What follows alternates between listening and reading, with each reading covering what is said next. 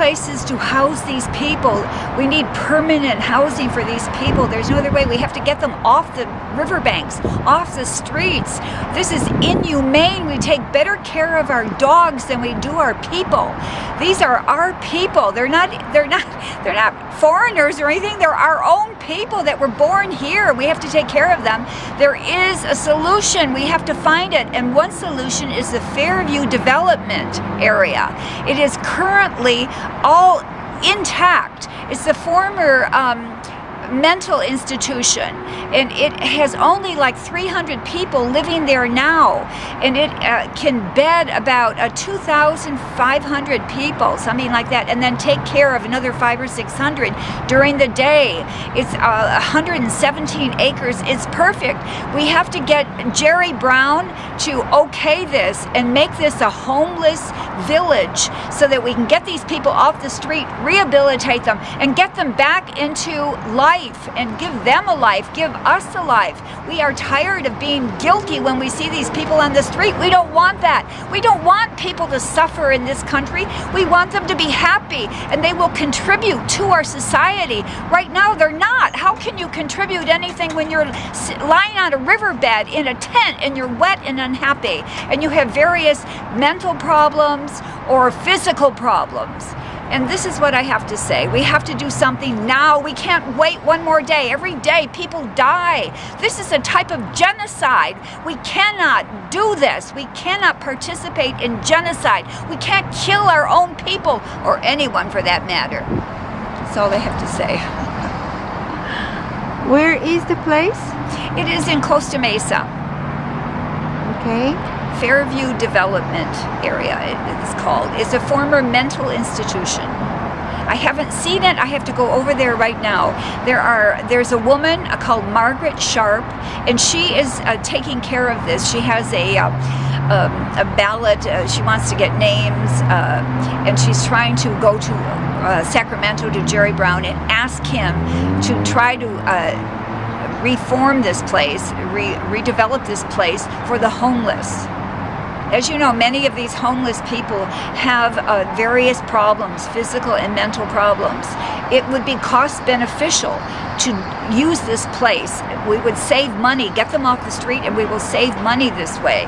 It is, I mean, it's a fact. You save money by getting people off the street. It's easier to house them, cheaper to house them than it is to leave them on the riverbanks.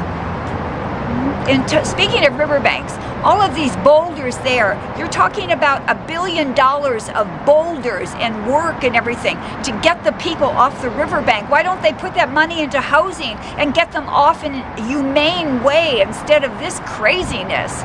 This country is just terrible. This is not the country I knew. When I was a child, people were more humane. They are not humane now. We mistreat our people. I told you, it's genocide. We are committing genocide on our own people here. So how this place can help the homeless people? We're going to get them off the street. We're going to give them a chance at a decent life. You can't function if you don't have a roof over your head and food and all the basic necessities, which is part of the UNICEF creed.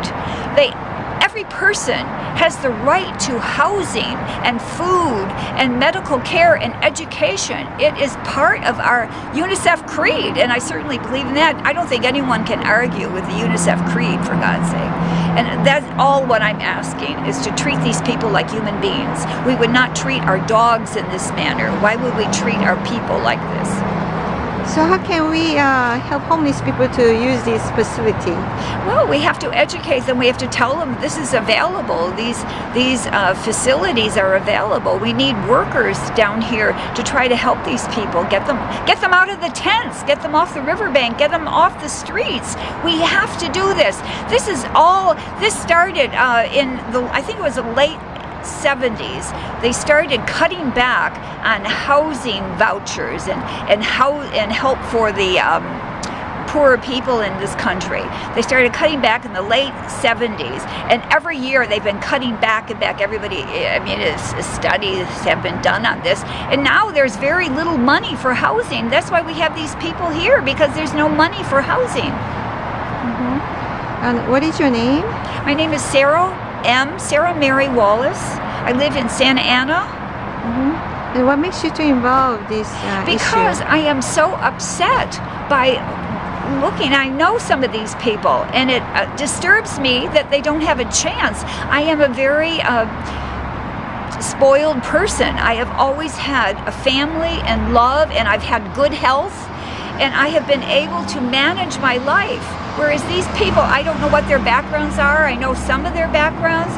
They have not been as fortunate as I have. And as a result, they're on the riverbank. This could be any of us. Could be me, it could be you, could be anyone on the riverbank. If you just go into a bad time, a bad spiral, and before you know, you have no job, no home. This could happen to any of us. There's no safety nets to help these people in this country. That's the problem. There's no safety nets. This is not Europe where they take care of people. This is not. This is a very antagonistic society where we do not care about poor people or mental people or even children. We don't care about them. It's a very selfish society. The values are completely wrong. The first thing we should do is take care of people and take care of people's health needs and educational needs and housing needs. We need to do this. The top 2% have all the money, and then the rest of us are just scrambling around, living like, I don't know what, poor people. We're all poor except the top 2%. This is insanity. I feel your heart for them. Thank you so much for the wonderful interview. Thank you for talking to me. I wish I were better prepared. I'm No, you did preparing a great job. myself. Thank you so much. Thank you.